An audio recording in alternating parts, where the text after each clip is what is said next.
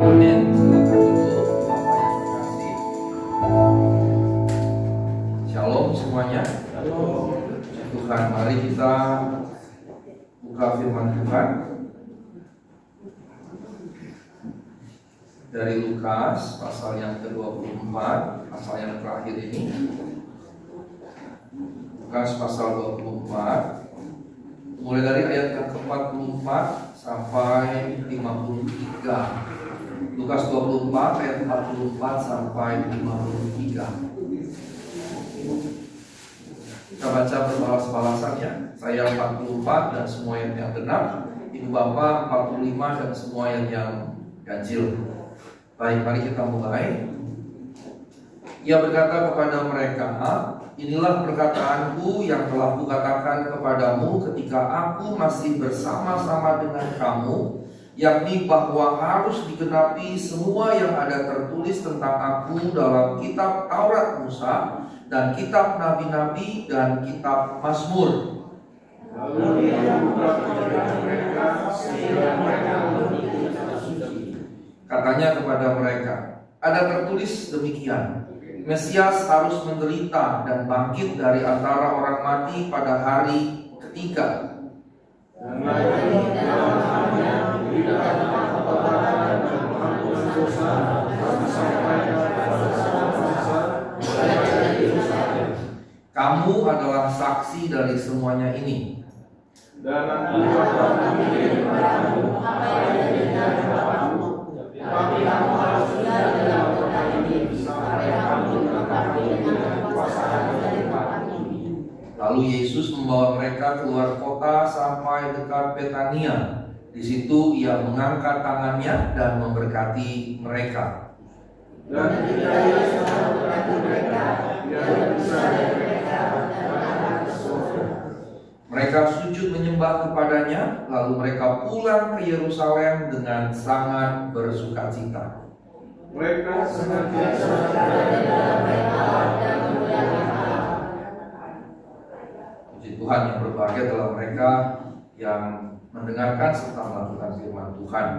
Bapak yang terkasih, boleh tayangkan slide saya? Ya.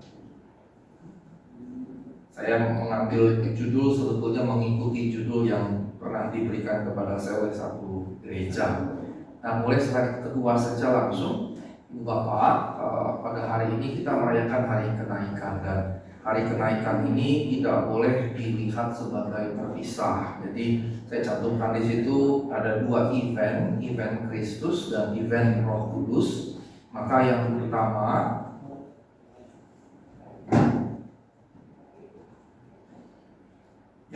itu adalah lahir, ya, kemudian menderita, gitu, kemudian saya bikin turun mati. Karena pengakuan iman rasuli kita juga yang mati turun ke dalam kerajaan maut, begitu ya. Kemudian bangkit, kemudian naik lagi ke surga, baru hari Pentakosta turun Roh Kudus. Nah, ini semua harus dilihat sebagai satu kesatuan. Harus dilihat sebagai satu kesatuan dalam pengertian bahwa kenaikan itu tidak bisa dilihat tanpa hari Pentakosta, tanpa hari kebangkitan, tanpa hari kematian, tanpa masa penderitaan Pasio Kristi, tanpa kelahiran. Jadi perayaan-perayaan yang kita lakukan itu tidak bisa dipahami secara terpisah, satu persatu dipisah itu. Tapi kita mesti melihat bahwa awalnya adalah kelahiran, kemudian penderitaan yang dilalui, kemudian berpuncak pada kematian, terus naik lagi, bangkit, terus naik ke surga, baru kemudian turun Roh Kudus. Nah, karenanya Bapak yang terkasih, kalau ditanya mana yang penting, begitu ya. Kalau ditanya mana yang penting dari semua ini, maka semuanya sebetulnya penting. Semuanya penting. Mengapa? Karena tanpa kelahiran tidak akan ada kematian, kebangkitan, kenaikan, begitu. Tetapi kelahiran hanya akan sia-sia kalau Kristus cuma mati tapi tidak bangkit, begitu. Kematiannya akan jadi sia-sia kalau Kristus tidak bangkit. Dan kebangkitannya juga tidak akan banyak berdampak pada kita. Mengapa? Karena tadi di ayat yang ke 45, boleh tayangkan kembali 45. Ayat 45 berkata, lalu ia membuka pikiran mereka sehingga mereka mengerti kitab suci. Dengan kata lain, lama ya tayang. Nah, udah. Lalu ia membuka pikiran mereka sehingga mereka mengerti kitab suci. Dengan kata lain, kebangkitannya tidak akan mungkin kita mengerti kalau ia kemudian tidak memberikan, ya di sini pakai buka pikiran, tapi maksudnya iluminasi atau pencerahan bagi kita sekalian. Itu sebabnya orang yang tidak diinspirasi, diiluminasi oleh Roh, dia nggak akan percaya pada kebangkitan, dia nggak akan percaya bahwa Kristus benar-benar bangkit. Dan karenanya dia bisa menciptakan berbagai macam teori, entah Yudas Iskariot yang diubahkan mukanya kemudian disalibkan, entah Yesus kemudian pergi ke India, nikah dengan Maria Magdalena, punya anak banyak di India yang sampai sekarang nggak ada jelas yang mana anaknya begitu. Tetapi untuk memahami kebangkitan Tuhan, maka perlulah kemudian Tuhan membuka pikiran. Nah, di situ justru momen Tuhan di mana kita jadi mengerti. Nah, karenanya boleh kembali ke slide saya yang kedua. Karenanya kita mesti melihat event dari lahir, menderita, mati, bangkit, naik, dan kemudian turunnya Roh Kudus sebagai satu kesatuan. Tetapi kemudian ada event Kristus dari lahir sampai naik, baru kemudian event Roh Kudus. Roh Kudus kemudian turun. Nah, tadi di teks yang kita baca dikatakan yang dijanjikan oleh Bapa. Dan ini menarik. Menarik mengapa? Karena di perikop ini Tuhan berkata yang dijanjikan Bapa. Dan kemudian kalau kita lihat Kisah Rasul pasal 1 ayat yang ke-8, sebetulnya hal yang serupa disampaikan oleh Tuhan. Ayat 7, engkau tidak perlu mengetahui masa dan waktu yang ditetapkan Bapa sendiri menurut kuasamu. Kamu akan menerima kuasa kalau Roh Kudus turun. Nah, Roh Kudus yang turun, pasal 1 ayat 4b, 4-nya dikatakan ketika ia makan bersama dengan mereka, melarang mereka meninggalkan Yerusalem, itu yang tadi di Lukas, diulangi di Kisah Rasul, menyuruh mereka tinggal menantikan janji Bapa. Sehingga dengan kata lain, perspektifnya Lukas, Roh Kudus dicurahkan karena Bapa menjanjikannya. Nah, yang menarik kalau kita lihat Injil Yohanes, maka dalam Injil Yohanes dikatakan, aku akan meminta kepada Bapa supaya ia memberikan penolong yang lain. Sehingga dalam versi Yohanes, Yesus yang meminta kepada Bapa supaya Parakletos diturunkan bagi kita sekalian, jadi penolong kita. Lalu mana yang benar? Dua-duanya yang benar. Dua-duanya benar. Dengan kata lain, pencurahan Roh Kudus itu bukan sebuah kegagalan, bukan sebuah juga hal yang mendadak. Mengapa gagal? Ya Tuhannya mungkin gagal, mati begitu, kemudian Roh Kudus dijanjikan jadi semacam sebuah perkataan belaka begitu. Atau ya sudah begini kemudian mendadak begitu. Tidak. Dengan menyatakan bahwa Lukas menyatakan Bapa yang menjanjikannya, Yohanes anak yang memintanya kepada Bapa, maka pencurahan Roh Kudus hari Pentakosta bagian lengkap dari rencana keselamatan besar ini, event Kristus, event Roh Kudus, yang berarti sudah menjadi rencana Allah Tritunggal dari sebelum dunia diciptakan. Mengapa? Karena Bapa menjanjikannya, Yesus memintanya, ada keharmonisan, ada kesepakatan yang menunjukkan bahwa kesepakatan Tritunggal inilah yang kemudian menetapkan Roh Kudus dicurahkan, yang berarti dari sejak awal sebelum dunia diciptakan, event ini sudah dibayangkan, direncanakan oleh Allah. Karenanya dia harus jadi satu kesatuan. Dan dia harus dipahami sebagai satu kesatuan. Jadi karenanya kalau kita tanya siapa mana yang penting, semuanya penting. Ya lahirnya penting, ya menderitanya penting, ya matinya penting, ya bangkitnya penting, naik ke surganya penting, pencurahan Roh Kudusnya juga penting. Nah, karenanya Bapak yang terkasih, kita tidak bisa berkata Paskah lebih penting dari Natal, Natal lebih penting dari Paskah, atau misalnya hari Pentakosta lebih penting dari hari kenaikan, atau hari Natal lebih penting dari hari kenaikan dan hari Pentakosta. Sebetulnya kalau kemudian kita pahami dalam liturgi Kristen sepanjang setahun, atau disebut dengan kalender gerejawi, maka ini semua harusnya penting bagi kita. Begitu. Tetapi masalahnya adalah kapitalisme, dunia konsumerisme membuat Natal menjadi paling penting. Nggak ada diskon hari kenaikan kan? Nggak ada. Yang ada diskon Natal kan gitu. Jangankan hari kenaikan, nggak ada. Diskon Paskah saja hampir-hampir nggak ada gitu. Di Eropa, saya ingat sekali itu kalau mulai 30 November, itu ada yang disebut pasar malam Natal 1 bulan penuh sampai tanggal 24. Itu satu bulan penuh pasar malam Natal. Bahkan di salah satu tempat, Rotenberg of der Tauber di daerah Bavaria, itu ada pasar malam Natal sepanjang tahun. Sepanjang tahun, the whole year itu pasar itu dibuka. Berarti paling tidak dalam perspektif orang-orang Eropa, Kristen Barat, Natal itu yang paling penting kan. Dan sebetulnya itu konsumerisme yang luar biasa. Karena pada momen Natal itu penjualan itu luar biasa tinggi, berkali-kali lipat dibanding hari biasa. Nah, itu memengaruhi kita sebetulnya sadar tidak sadar. Seakan-akan Natal jadi lebih penting dibandingkan yang lain-lain. Padahal itu harus dilihat sebagai satu kesatuan. Sehingga bagi kita gereja, apapun gereja kita, dan di sini saya ingin ajarkan kepada Logos Church kita di sini, bahwa dari lahir, menderita, mati, bangkit, naik ke surga, Pentakosta, semuanya sama pentingnya. Kalau itu satu dihilangkan, yang lain jadi nggak bermakna. Nggak ada kelahirannya, nggak ada lagi ini semua. Nggak ada kematiannya, nggak ada ini semua. Dia nggak bangkit, nggak ada juga ini semua. Dia nggak naik, repot kita kalau dia nggak naik. Kita mesti setiap saat ke Yerusalem kan, karena dia cuma ada di satu tempat. Tidak bisa ada di tidak mahal, tidak bisa di banyak tempat begitu. Maka dia harus naik. Dan kemudian kalau Roh Kudus tidak dicurahkan, kita akan kesulitan karena tidak mungkin kita melakukannya dengan kekuatan kita sendiri. Mengerti firman saja, kalau Tuhan tidak tercelikan, kalau Tuhan tidak berikan iluminasi, kita nggak akan mengerti. Begitu. Seberapapun pintarnya nalar kita, kalau kita nggak dicelikan oleh Tuhan, kita nggak akan mengerti. Nah, karenanya Bapak yang terkasih dalam Tuhan Yesus Kristus, perikop yang saya bacakan bagi kita sekalian secara berbalas-balasan tadi, slide ketiga, ini ajaran yang di dalamnya ini padat, ini kayak ringkasan Injil gitu. Ya, yang pertama di ayat 44 sampai 45 dijelaskan Yesus adalah Mesias, yang dalam bahasa Yunani Kristos, yang kemudian kita transliterasi jadi Kristus. Dan dikatakan ini adalah penggenapan nubuat PL. Jadi Tuhan ini sebelum naik ke surga kayak mau menjelaskan Injil itu secara padat ringkas gitu. Sekejap dalam ucapan, cuma ini bisa dijelaskan mungkin hanya 5 menit selesai perkataan Yesus ini dipadatkan. Tapi di dalamnya muatan teologisnya, muatan ajarannya, doktrinnya kuat sekali.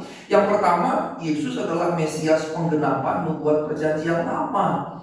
Nubuat perjanjian lama yang berarti mau menunjukkan apa? Dia puncaknya, gitu. Dia klimaksnya. Jadi sebagaimana perjanjian lama bernubuat nanti ada Mesias dan seterusnya, nabi ini, maka dia adalah puncaknya atau penggenapannya, puncaknya. Dia di sini.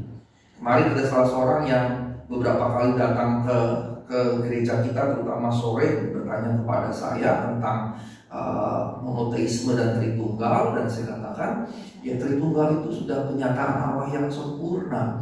Terus dia jawab, Pak, tapi kalau masih di dunia bukannya belum sempurna, Pak, yang sempurnanya kan baru nanti, Pak. Terus saya katakan kalau itu lain soal, tapi penyataan Allah, siapa Allah dan seterusnya itu sudah sempurna. Mengapa? Karena Allah Tritunggal itu penyataan yang sempurna tentang siapa Allah. Tidak akan ada mungkin lagi penyataan yang berikutnya, misalnya Allah ternyata 4 tunggal, pribadi yang keempatnya belum tampak, belum menampakkan diri misalnya. Atau penyataan yang lain yang berikut, ternyata Yesus anak kembar misalnya. Saudara kembar Yesus siapa? Lucifer.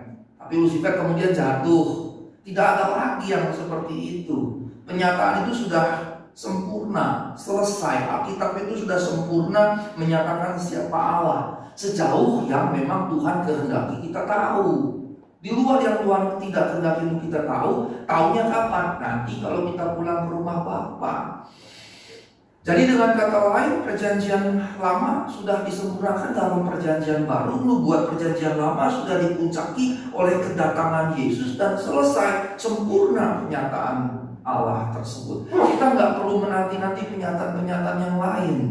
Makanya kalau dalam diklat calon PDP, PDM, PDT di GBI ataupun di tempat-tempat yang lain, saya suka mengingatkan para pelayan WL misalnya, atau pengkhotbah atau siapapun, majelis segala macam, jangan pernah bilang kalau dengar pendeta khotbah terus berkata ini pewahyuan yang baru. Itu pernyataan yang menyesatkan, karena pewahyuan sudah selesai ketika Alkitab selesai dikanonisasi. Alkitab yang kita punya itu sudah selesai. Maka pendeta siapapun di sini dia tidak boleh menyampaikan pewahyuan baru. Kalau dia menyampaikan pewahyuan baru justru sesat. Begitu. Karena berarti Alkitab belum selesai. Masih butuh pernyataan lagi, wahyu lagi, dan seterusnya. Ini poin pertama yang penting yang mesti kita catat. Lalu saya sebagai pengkhotbah, teman-teman yang berkhotbah yang lain, lalu bagaimana? Kita hanya menyampaikan firman Allah saja, hanya menyampaikan apa yang Alkitab sampaikan. Nah, dengan pertolongan Roh Kudus, kita memohon tentunya pada Roh Kudus, karena eksegesis tok tidak cukup. Kita memohon pertolongan Roh Kudus ketika kita menyampaikan firman itu yang disampaikan menjadi kekuatan dari Roh Kudus untuk mengubahkan. Begitu, untuk mengubahkan. Bukan kemudian karena saya pintar, saya bisa eksegesis, saya mengerti segala macam, kemudian saya sampaikan. Kalau itu kan cuma analisis pengetahuan belaka. Karenanya tetap dalam kerendahan hati saya harus meminta Roh Kudus tolong supaya apa yang disampaikan benar-benar firman Allah. Dan ini ternyata penting sekali, Bapak yang terkasih. Waktu kemarin di hari Sabtu yang lalu, minggu lalu, di satu English Fellowship di sebuah gereja Protestan, saya katakan bahwa kita diciptakan bukan berdasarkan firman Allah. Kita diciptakan pada satu sisi berdasarkan imago Dei, Muth Shalem, gitu ya, image of God. Tapi di sisi yang lain kita diciptakan dari debu tanah. Ini menunjukkan kemuliaan manusia, satu-satunya yang diciptakan sedang dan serupa dengan Allah, ya, kemuliaan. Tapi di sisi yang lain kita diciptakan dari debu tanah, ini kehinaan. Dan kita punya dua sisi itu, kemuliaan karena diciptakan satu-satunya sebagai citra Allah, image of God. Tapi di sisi yang lain kita diciptakan satu-satunya dari debu tanah. Dan ini aneh. Mengapa aneh? Itu ada B2 dibikin istri saya.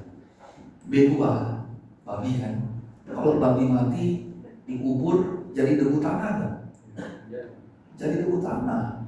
Burung di udara kalau mati kita kubur jadi debu tanah tidak? Jadi. Ikan di laut, mau ikan teri yang kecil, mau ikan paus yang besar, kalau dia mati kita kubur jadi debu tanah tidak? Jadi. Sebetulnya semua makhluk hidup, bahkan pepohonan pun kalau kemudian dia mati ditanam di tanah tetap akan jadi debu tanah. Yang artinya semuanya sebetulnya dari debu tanah. Tetapi yang menarik, cuma manusia yang disebutkan dalam kisah penciptaan diciptakan dari debu tanah. Yang lain tidak. Yang lain bagaimana? Berfirmanlah jadilah terang-terang jadi. Berfirmanlah jadilah ikan-ikan di laut, jadilah burung-burung di udara, jadilah binatang-binatang darat, maka jadi. Kita disebut verbum Dei, firman Allah. Dan kita satu-satunya makhluk yang tidak diciptakan. Jadilah manusia, maka manusia jadi. Gak ada ayatnya. Berarti apa? Pada sisi itu kita lebih rendah dari makhluk-makhluk lain. Kita satu-satunya diciptakan dari debu tanah. Padahal yang lain pun kalau mati jadi debu tanah. Tapi kita dipertegas di situ diciptakan dari debu tanah. Karenanya pada satu sisi image of God menunjukkan kemuliaan keagungan kita, debu tanah pada sisi yang lain menunjukkan kehinaan kita. Kita punya dua sisi ini. Nah, sisi yang ini untuk mengingatkan kita jangan sombong, jangan sombong, gitu.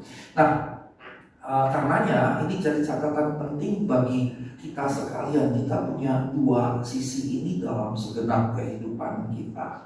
Nah, Bapak yang terkasih, poin yang kedua, Mesias atau Kristus tadi dikatakan kemudian mesti menderita sengsara dan mati. Dan ini penegasan ulang dalam momen sebelum dia naik bahwa mesianisme, kemesiasan Yesus bukan Mesias heroik, bukan Mesias politis, bukan Mesias yang raja gilang gemilang.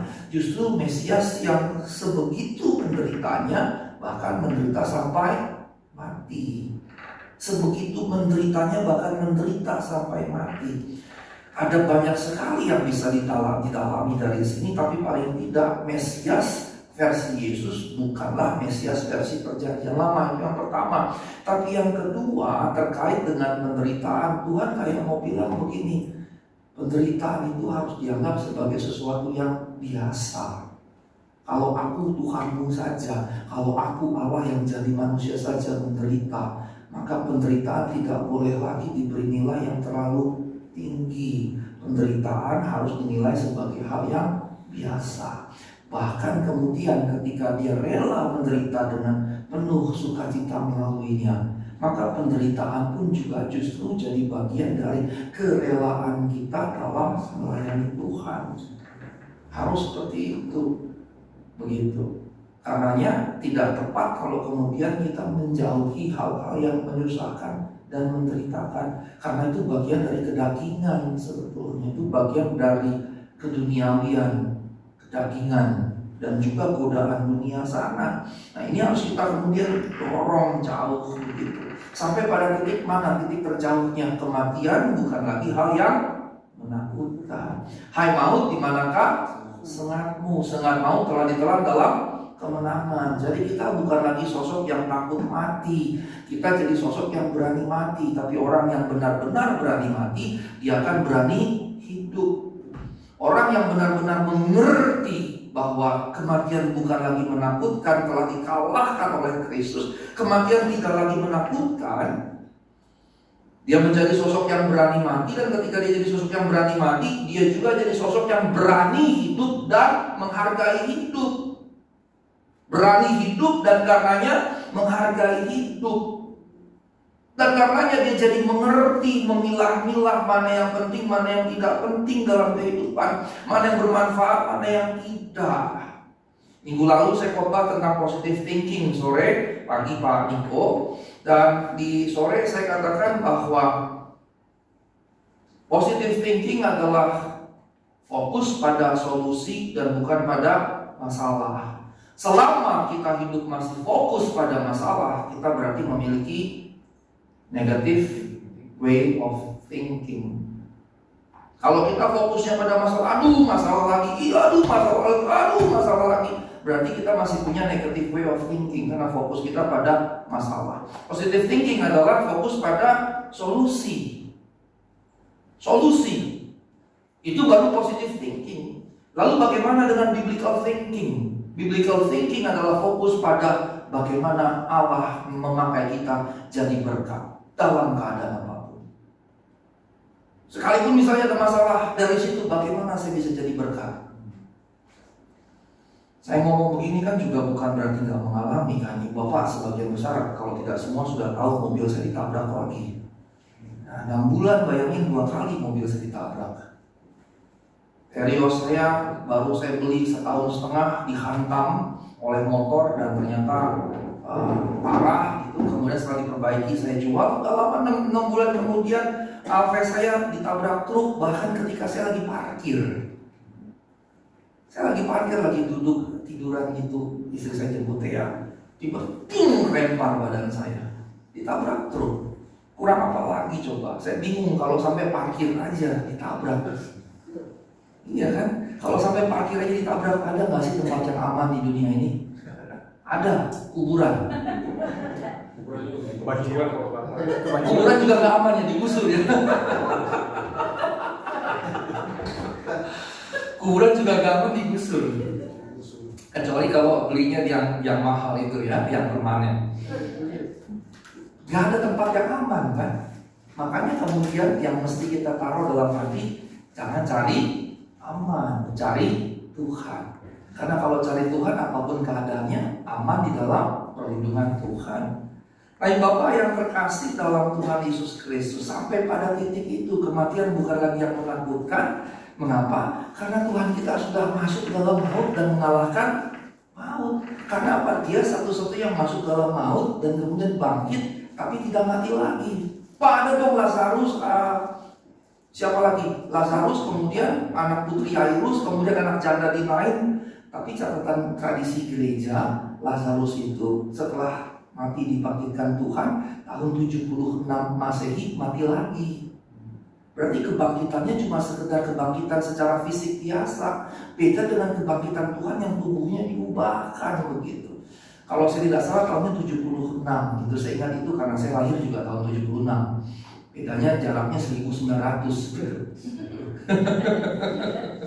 Nah, Bapak yang terkasih dalam Tuhan Yesus Kristus, kalau kita berani mati, kita akan berani hidup. Kalau kita berani hidup, kita akan menghargai hidup. Nah, kalau kita menghargai hidup, kita akan berpikir bukan hanya positive thinking, bukan hanya berpikir bukan fokus pada masalah, tapi fokus pada solusi, melainkan bahkan biblical thinking, melihat bagaimana melalui setiap keadaan situasi yang kita lalui, bagaimana Allah bisa dipermuliakan dan kita bisa jadi berkat. Nah, waktu mobil saya ditabrak, saya keluar masih rada ngantuk kan, saya bingung. Mobil saya terdorong gitu, itu sampai 3 meter menghantam tiang listrik di sini. Terus saya lihat, ya ampun. Terus saya lihat lagi ke belakang, saya keluar, saya lihat di belakang itu ditabrak tuh, ya ampun, tabrak tuh seperti ini. Terus udah saya tanya siapa supirnya, saya Pak, tapi saya nggak di dalam truk Pak, saya di luar. Kok bisa mobil trukmu jalan sendiri? Rupanya ketika semen itu diangkut semua, rem tangan dan batu yang menghambat itu tidak bisa menahan, ya turun gitu. Jarak 7 meter membuat kecepatan rupanya cukup cepat ya. Itu akselerasi terus nabraklah bagian belakang. Saya tunggulah, katanya koordinator saya nanti saya datang Pak, saya panggil. Ya udah saya tunggu. Saya duduk saja, saya suruh masuk karena masih bisa nyala, AC masih bisa nyala. Saya suruh mereka berdua dalam. 4:30 lah koordinatornya datang. Ngobrol-ngobrol, ya Pak nanti kami bawa ke bengkel rekanan kami. Terus terus saya bilang saya butuh mobil pengganti, kamu mesti siapin mobil pengganti kalau kayak begitu. Terus tadinya mau dibawa ke bengkel rekanan, tapi lihat mau keadaan begitu, saya pikir nanti tengah jalan copot kan repot juga. Udah saya bilang besok saja ke rumah saya, nanti ambil mobil saya di rumah. Nah, siang besoknya persis dia datang ke rumah saya, dia mengambil mobil, tapi karena saya sudah telepon Wuling, saya katakan ini gimana, Wuling merekomendasi tidak ke bengkel dari dia karena tidak bisa dijamin kelistrikan segala macam itu karena listriknya rumit kendaraan itu. Dan akhirnya saya katakan ke orang itu datang jam 1, saya bilang sorry nggak usah ke bengkel kamu, ke bengkel asuransi saya saja. Saya jelasin bagaimana showroom Wuling meminta segala macam. Terus saya bilang dia bawa mobil pengganti buat saya pakai gitu. Saya katakan terus gimana, saya butuh mobil pengganti. Terus Pak gini aja deh Pak. Akhirnya dia kasih solusi begitu, saya nggak jadi pakai mobil dia gitu, dan dia cuma memberikan ganti rugi dan saya nggak minta banyak. Dan kemudian saya bilang begini sama dia, saya hormat sama kamu, kita nggak ada surat apapun, saya nggak akan manggil polisi, nggak segala macam, tapi kamu mau datang ke rumah saya, padahal nggak ada, dia kan hilang bisa saja kan gitu ya. Walaupun SIM STNK, kirnya pun sudah saya foto, itu berdasarkan panduan dari Pak Anggia. Dan kemudian mereka datang, saya tanya begitu, terus dia bilang begini, ya waktu saya datang, saya lihat Bapak nggak ada marah-marah, Bapak nggak ada ngamuk-ngamuk, apalagi mukul, Bapak tenang sekali. Dan saya justru jadi takut sama Bapak, saya jadi merasa sungkan banget dan saya harus wajib menjalankan tanggung jawab saya sebagai koordinator. Terus setelah itu dia lihat status WA saya, terus Bapak pendeta ya? Iya, saya pendeta. Terus saya dalam hati gini, untung gua gak ngamuk ya. Ya kan Bu ya, misalnya batak saya masih ngomong, terus jurus begini masuk, wah gitu. Terus begitu dia lihat status WA, oh pendeta, tukang pukul gitu kan. Untung saya gak ngamuk gitu. Tapi paling tidak gini, waktu saya tanya sama istri saya ngobrol, saya bilang, kok bisa aja 6 bulan berturut-turut mobil 2 kali ditabrak? Kayak ada tulisan di sini, tabraklah daku, kamu tangkap gitu kan, kamu peluk gitu. Kayak ada tulisan gitu, saya lagi tidur ditabrak gitu kan. Saya jadi pikir apa ada tulisan di punggung saya gitu. Terus saya cuma bilang, Pak kamu dilatih untuk sabar.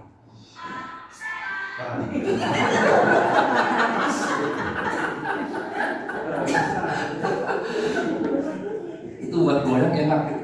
Nah, istri saya bilang kamu dilatih tambah sabar. Ya betul. Untuk mencapai titik seperti kemarin mobil saya ditabrak, saya ngerespon sedikit pun enggak, cuma ngeliat gitu, ngerespon sedikit pun enggak. Terus tiba adalah tukang angkut barang dari toko bangunan itu yang kemudian nyalahin tukang parkir, nyalahin saya. Akhirnya saya sempat begini, saya dari tadi diem loh. Saya marahin dia juga enggak, marahin supir juga enggak. Kamu jangan bikin gara-gara, saya bilang begitu. Saya dari tadi diem loh, saya bilang. Padahal kalau saya ngamuk saya bisa, saya bilang gitu. Dia langsung diem, dia masuk ke dalam. Begitu. Nah, ini sebetulnya ketika dikatakan Kristus menderita sengsara sampai mati, ada poin personal yang harus kita pelajari. Kalau dia memiliki kerelaan sampai mati seperti itu, maka kita juga harus punya kerelaan memberi hidup kepada Kristus seperti itu. Itu baru yang namanya Kristen. Nah, yang ketiga, dalam Yesus Kristus ada pertobatan, ada pengampunan dosa. Dan ternyata kemarin saya menyidang skripsi mahasiswa saya tentang baptisan air, baptisan roh, segala macam. Akhirnya tibalah pada pertobatan dan pengampunan dosa. Makanya kemudian saya taruh dalam burung.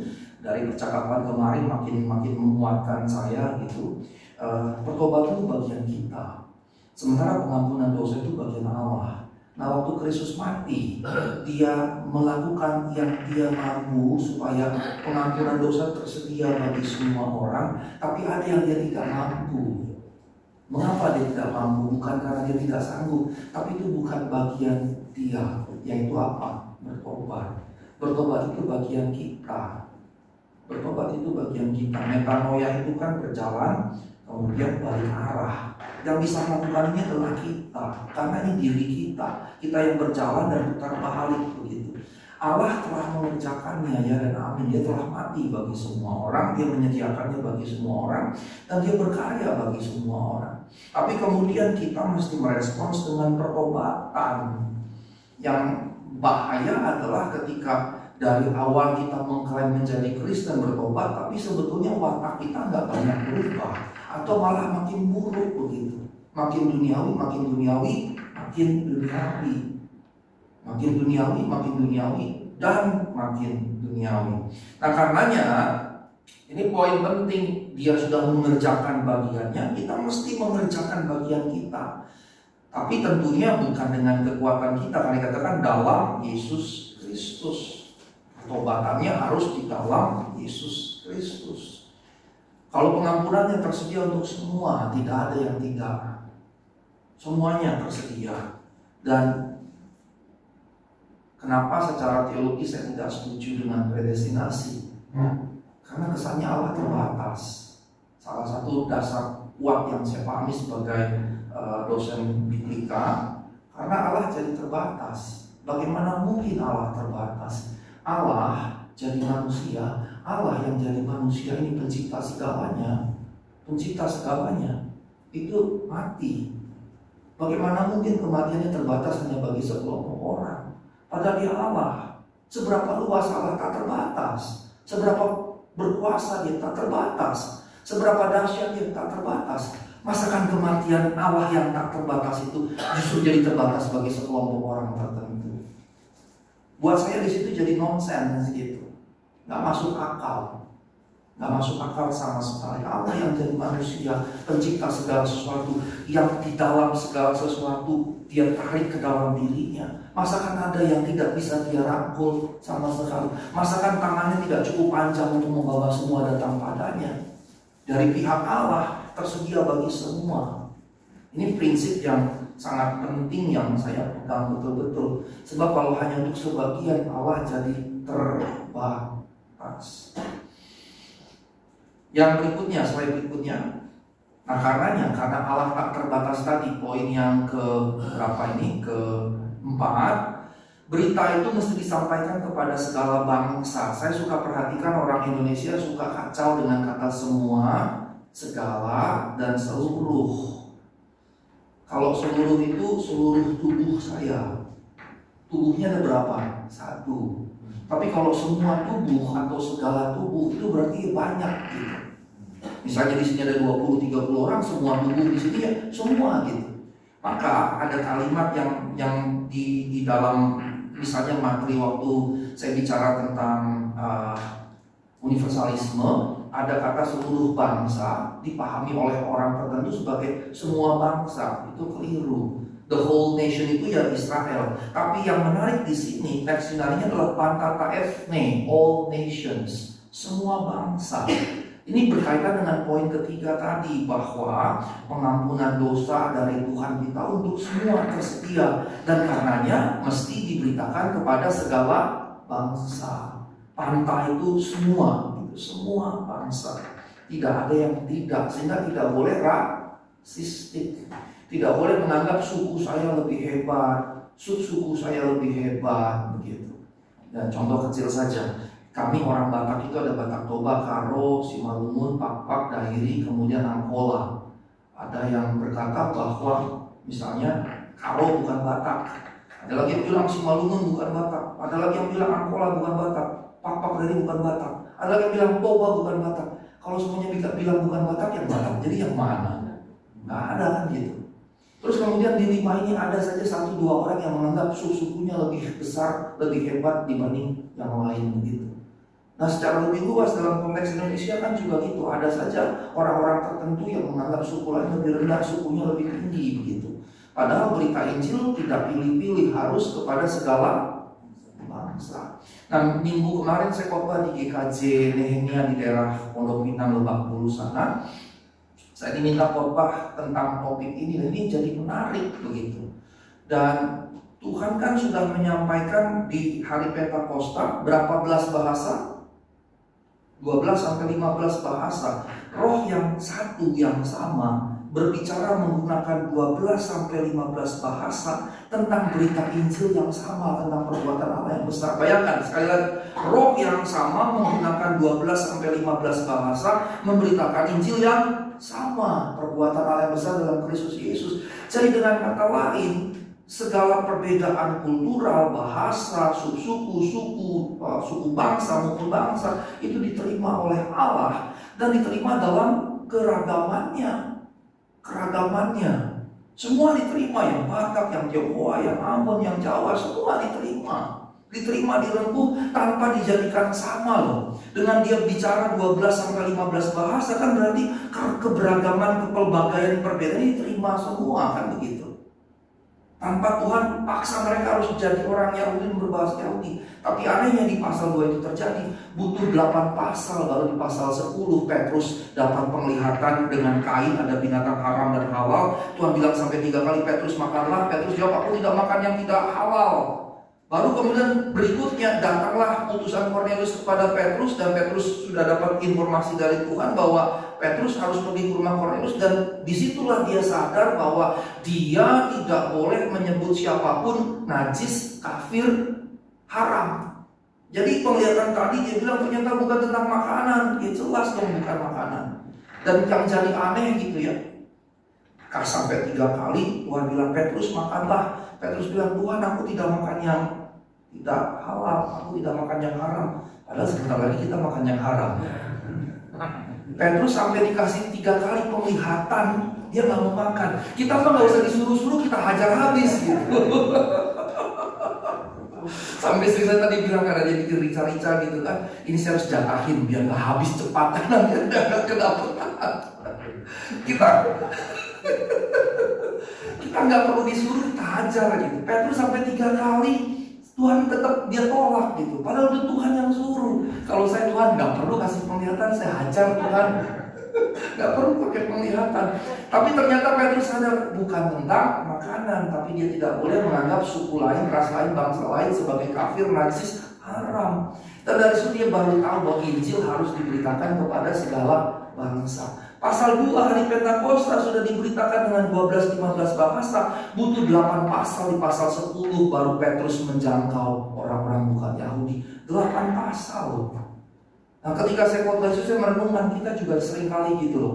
Kita punya 8 pasal kehidupan yang kita nggak jelas kita di mana. Kita sering kali begitu, kita punya 8 pasal kehidupan yang kita nggak jelas kemana, nggak jelas, nggak seperti yang Tuhan kehendaki melakukan, hanya yang kita pikir kita benar, kita pikir kita tahu, kita pikir kita tepat, padahal justru bukan kehendak Tuhan. Nah 8 pasal ini kalau bisa jangan bertambah. Kalau bisa yang belum 8 pasal, cuma 2 pasal tuntaskan, jalanlah kemudian sesuai dengan kehendak Allah. Yang kelima, para pengikut Yesus itu adalah saksi, termasuk sekarang kita. Saksi berarti harus bersaksi. Nah karenanya berkaitan untuk bagian yang berikutnya, yang ke-6. Untuk dapat bersaksi, kita nggak bisa sembarangan bersaksi, karena tidak ada orang yang bisa dimenangkan hanya dengan kekuatan kita. Termasuk kecakapan bersilat lidah tidak akan dimenangkan. Orang hanya bisa dimenangkan dengan berita Injil berdasarkan pimpinan Roh. Makanya di ayat 49 dikatakan jangan pergi dari Yerusalem. Tunggu sampai diperlengkapi dari kekuatan dengan kekuatan dari tempat yang maha tinggi. Ini sebetulnya bicara apa? Bicara Roh Kudus yang kemudian di pasal 2 diberikan. Sehingga dengan kata lain, Bapak yang terkasih, kita kan pengikut Yesus, kita wajib bersaksi. Tapi bedanya dengan mereka belum mendapatkan Roh Kudus di perikop ini, kita sudah memilikinya ketika kita percaya. Maka sekarang kita harus jadi sarana Tuhan siapapun kita untuk menyaksikan berita Injil Tuhan dengan meminta pertolongan Tuhan, pertolongan Roh Kudus. Hidup kita harus jadi sarana itu. Nah, karenanya Bapak yang terkasih, saya langsung slide berikutnya. Ini penutupnya. Ibu Bapak yang terkasih, Kristus sudah mengerjakan bagiannya. Allah sudah mengerjakan bagiannya, mengutus anak Allah berinkarnasi. Yang tadi saya sudah jelaskan bahwa Allah jadi manusia itu betul-betul luar biasa. Allah yang tak terbatas, maha hadir, maha kudus, maha kuasa, dan seterusnya. Karena kematiannya mencakup semua. Yang kedua, dia telah menderita, mati, bangkit, dan kemudian kematian Kristus mengampuni dosa manusia dan ditebus begitu. Maka bagian kita bagaimana? Ini bagian kita yang harus kita kerjakan, Ibu Bapak yang terkasih. Pertama, sudah pasti mempercayai Yesus Sang Kristus, Sang Juru Selamat, Sang Mesias. Tapi setelah percaya kita harus bertobat. Tapi bertobat saja tidak cukup. Kita perlu diperlengkapi dengan kekuatan dari tempat yang maha tinggi. Dan kemudian jadi saksi. Jadi saksi itu bukan kemudian yuk kita bikin misi program penginjilan, tidak, day by day, bahkan every hour. Belajarlah meminta pimpinan Tuhan supaya day by day, in every hour, kita bisa jadi saksi Tuhan. Jadi saksi Tuhan. Sehingga kalau orang bertemu dengan kita, orang bisa bersuka cita gitu. Kemarin Theo wisuda SMA, zaman saya SMA gak ada wisuda-wisudaan. Kalau zaman sekarang TK saja udah wisuda kan. Kemudian waktu saya ke sana ternyata saya ketemu 8 orang yang kenal saya, yang kenal duluan, saya nggak kenal sebelumnya gitu. Sampai ada satu, saya mahasiswa Pak dulu S2, di mana disebut orang. Oh iya, saya pernah ngajar di situ, saya lupa saya pernah ngajar di situ. Terus satu lagi, saya teman Bapak, saya sering baca postingan Bapak di Facebook yang memberkati. Kamu siapa? Saya tanya, disebut nama. Saya dari STT ini di Salatiga atau di mana. Terus ketemu lagi yang lain gitu. Dan setiap kali ketemu itu hal-hal yang menurut saya sukacita disampaikan. Dan paling tidak bagi saya, Tuhan terima kasih loh. Untungnya nggak ada yang datengin, Pak, Bapak utang sama saya belum bayar. Sampai gitu kan repot ya. Nino gimana? Kira-kira ketemu Mas Nino ada nggak? Nino, lu belum bayar. Sampai gitu kan repot kan. Sampai, Pak, Bapak kemarin utang sama saya tuh. Pak, kemarin Bapak makan bakso dan kabur aja. Itu kan.